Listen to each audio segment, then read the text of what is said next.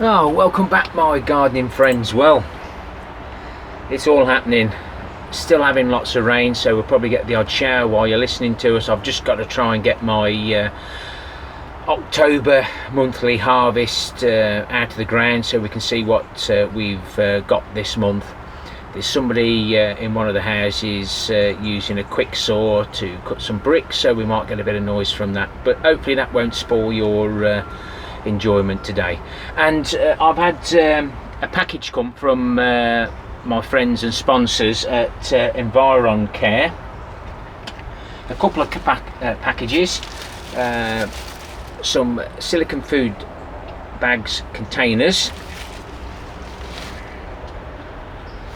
and some reusable bags, so we'll go through those shortly. I'm not a man that can remember a lot or see a lot, but the reusable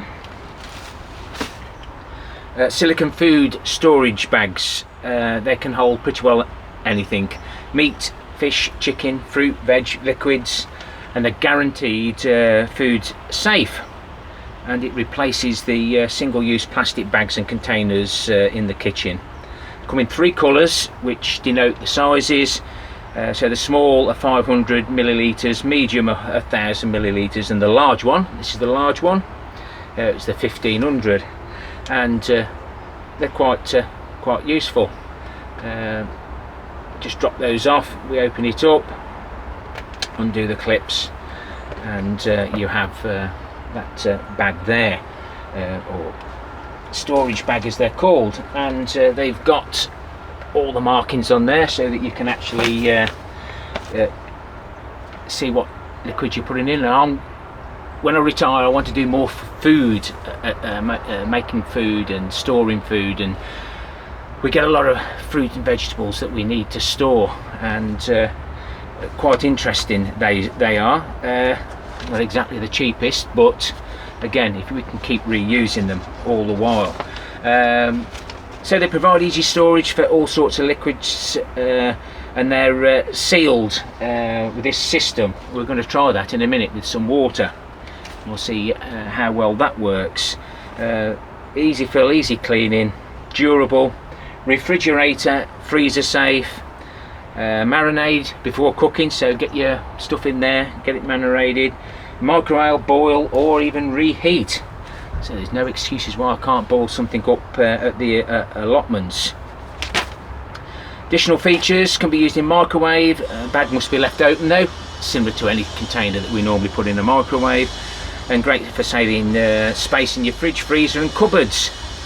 So yeah, microwave safe, dishwasher safe or hand wash, and easy to store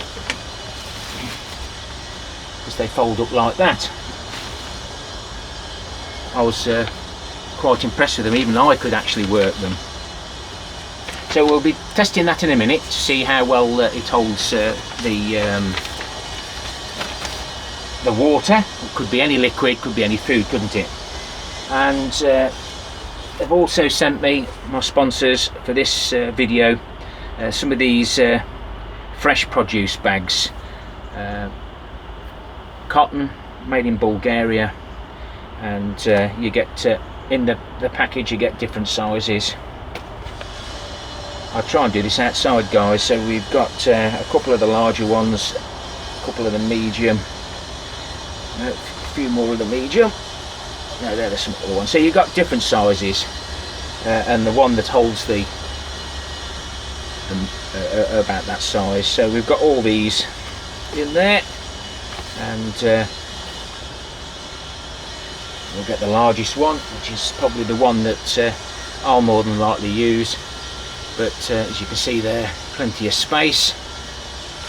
So a lot of people keep on to me about when I use the plastic bags on the allotment for the lettuce and everything else. Well, a lot of my produce is going to be dirty, and these are ideally used when the fruit and vegetables have been washed.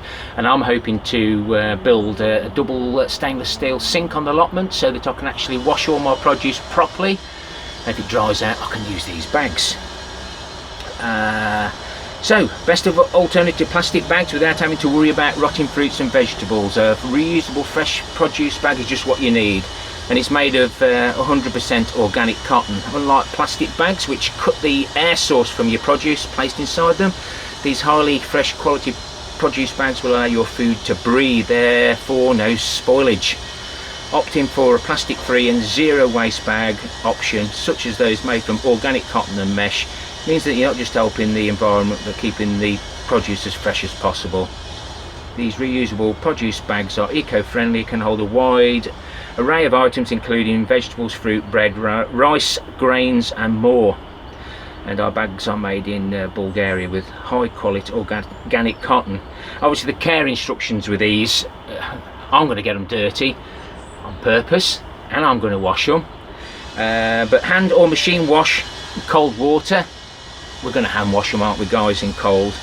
Definitely don't tumble dry them, else we'll end up with a little bag about that size. Flat or line dry, and they're made of unprocessed fabric, never washed or bleached, so they will shrink 7 to 10%, but after the first wash, but they will stretch back out. So every time I go running, I wash my hat, it shrinks on me, shrinks, and I put it back on, but by the time I finish running, it's back again. So there's lots of things there. Let's have a little look, see what else we've got here. So when you go to have a look at this site, it'll be in the description below. There's free shipping and handling on both of the products. As part of the launch of this business, they're discounting all the products anyway, so I can't give you a discount code. And the fresh produce bags, these are not illustrated with a photo, however it is a clear description on the website. Of course you've actually seen them here anyway. It's a different website that you might be used to, so just follow it along, and you'll end up getting to a series of landing pages, and there's different discounts and offers along there. So just be aware of that. So let's I won't be trying these today guys unless I've got something that's reasonably clean after I've washed them, but they're quite a decent bag, and no doubt I'll find those useful. Let's give the bag a test.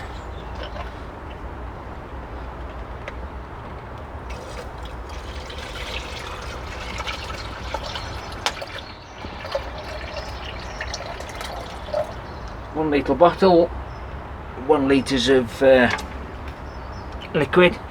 This was for me kettle. So we just squeeze that up, and then you've got these retaining clips. On that side we'll clip those in.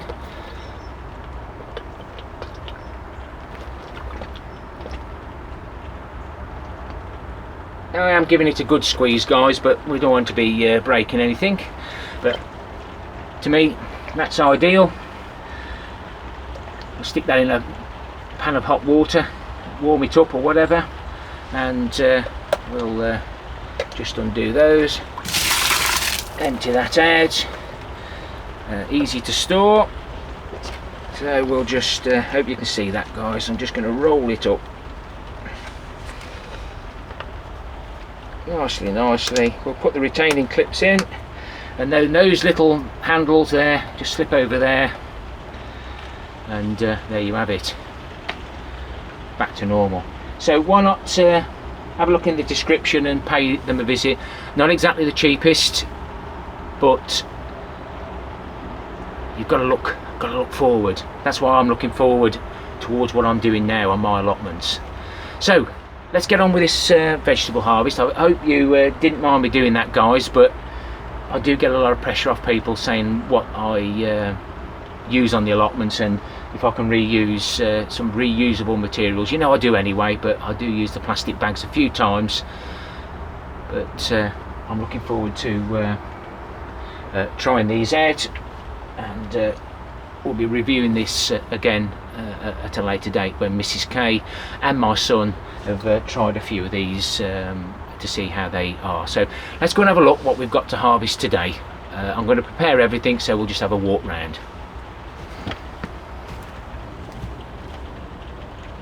So in the storage we've got some of the onions. Now, which one was I going to take? I'm going to be taking one of Pete's Kelsey onions. Still in pretty good nick. I've been using the giant onions from Peter Glazebrook first, and bar gum, they take some eating. And we've got some of the red Florence. I think I need a red onion. We've got some of the others as well here, and checking them regularly. That's fine. Got some of the red Russian garlic hanging up there. So everything inside nice and ventilated here, so nothing's going rotten like it normally does. So as I walk in my polytunnel, oh dear, the last of the peppers, nothing's coming to the yellow courgettes, zucchinis, but I've managed to get the last of these long Joe chilies and a few of the tomatoes that are here. They're not going to ripen anymore, but they taste good. The celery has done a little bit better in here. We've got extra pallet collars on to hold it up. They've gone a little bit dingy on top, but not sure whether I'm going to grow these next year or not. A lot of marks on them, and they're a little bit hollow as well, and I can't say they haven't had enough water. Mrs. K would like another parsnip, so we'll take that. A little bit smaller today. The sprouting broccoli, we should take a harvest there in the Hungry Gap around about February, and we've got a few red cabbages here. What I was going to do, this cabbage that we took the middle out of, I'm going to take 2 of these so that it gives the others more room. It's a bonus crop. So we've got the kale in there, we'll add that to it. And we're going to take a few Brussels sprouts, because if I don't take them now, so there's 5, 6, we'll be taking 12 of those. We normally have 6 a piece on our Sunday dinner, and by the time you watch this they'd have been gone. Yum yum. A Swede there, a big red cabbage there, that was the giant on plot 1, and I have noticed, excuse me guys, that we're getting a bit of aphid damage on the kale. It's the lower leaves, so it's been so wet and they just hide under there. They think they're having a good whale of a time. And the mice are still taking the odd field bean. So I'm definitely going to have to get them growing a lot bigger before I just put the beans in with little shoots. Little hole there, look. They're little rascals. The produce in the vertical garden is about had it now. I'm still taking the New Zealand spinach. I've got that in the greenhouse grow room at home, but some of these leaves are still quite nice. Ooh, must get a bunch of spring onions as well. Ah, there we go. Mrs. K will be happy. We've even managed to get the odd leaf of chard, rainbow chard, and I'll keep taking these leaves and keep adding them to my lunchbox. I won't be taking a beetroot today. I think it'll take too long to boil. I'll uncover this and we'll get some potatoes. Oh, it's like playing lucky dip. It's like being a little mouse pinching his crop. So I haven't found any of my sarpos today. These are the Picasso, so we've got some nice roasters there, and that one, or that one, oh, that one looks like that should be there. But I am saving half a dozen of each. There's the Kestrel, and typically we've got some good seed there. Not sure how many I need. There's the purple variety we found on plot 1 when we did hashtag starting a new allotment. Look in my playlist for that. 2 years worth of work to get plot 1 on its go. And there's the pink fir apple, and there's the white variety that we found on plot 1 as well. So we found this white variety and that purple variety, and the potatoes are a lot bigger because I'm growing them in the ground. This is a permanent bed. I did find this towards the top. Looks like the mice have found that one, but this is working out quite well at the moment. And all these potatoes, by the time I've shared some with my parents who are stopping at home again at the moment, and with the ones that I've got in the pots, let's just drop that down the light. We should keep harvesting these throughout the winter months, and as we finish the last lot, we'll just plant some more in its place. And they'll probably get all mixed up, but we don't mind because we know what they are. And does it matter? A potato is a potato. So I've eventually emptied this carrot bed, which was slightly affected by the carrot willow aphid, motley dwarf virus, one of the two anyway. But we got some nice carrots there. Well, they are on that side. Yeah, they've all split, but doesn't matter. They've only opened up a bit. We just trim that up, and they all go down the same chute, and I'll make myself some nice carrot sticks for my lunchbox. Jerusalem artichokes have been moved from there to there just temporarily. I've bagged all the soil up that was in that container in case there's any roots, and we've revealed one today. And if you remember last time, they weren't very brilliant. Today they've come out quite clean. They're not too wet either, but they're now again getting a bit too big for me. I like them about that size. Fit into my lunchbox quite nicely. But these will make some nice seed for next year. I'll be planting 1 or 2 of these back into the buckets. And one of my viewers, Andy, has been waiting patiently for these to grow. But I'll get these out now. That's just pulled them out the bucket, and that's how they've fallen out onto the ground. Well, we've got the cleaning to do.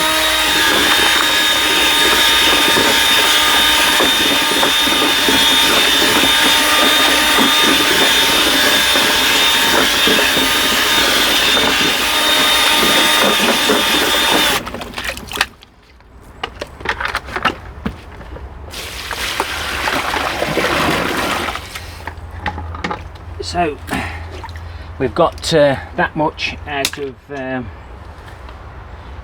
one seed. There's 1 seed per bucket. I did put more last year and they just got cramps, but you can see what they actually produce. Absolutely. And if you wasn't to control these, they would be everywhere. But those half a dozen are going to my viewer for him to plant. If you remember, he gave me the blocking 14 Comfrey roots, which are growing nicely.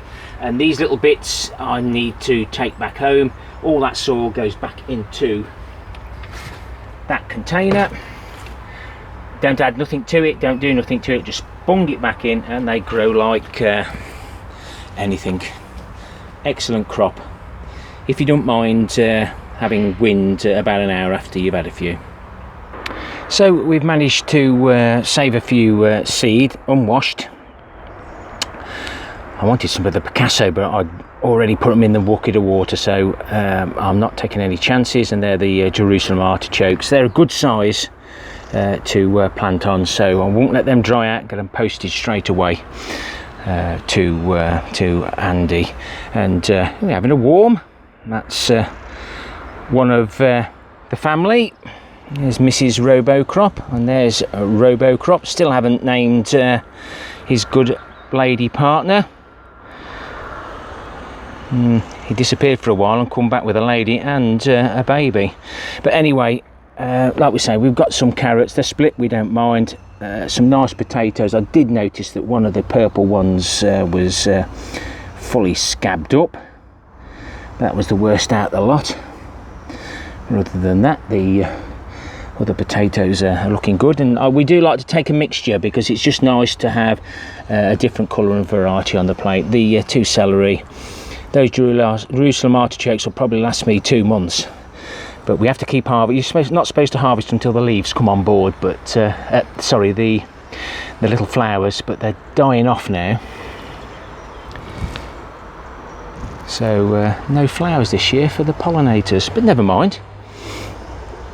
Some garlic, the parsnip, the swede. I'll put a few extra ones in because they're not very big. Mrs. K will be moaning else. We'll try them leafy greens. We've got the giant red cabbage,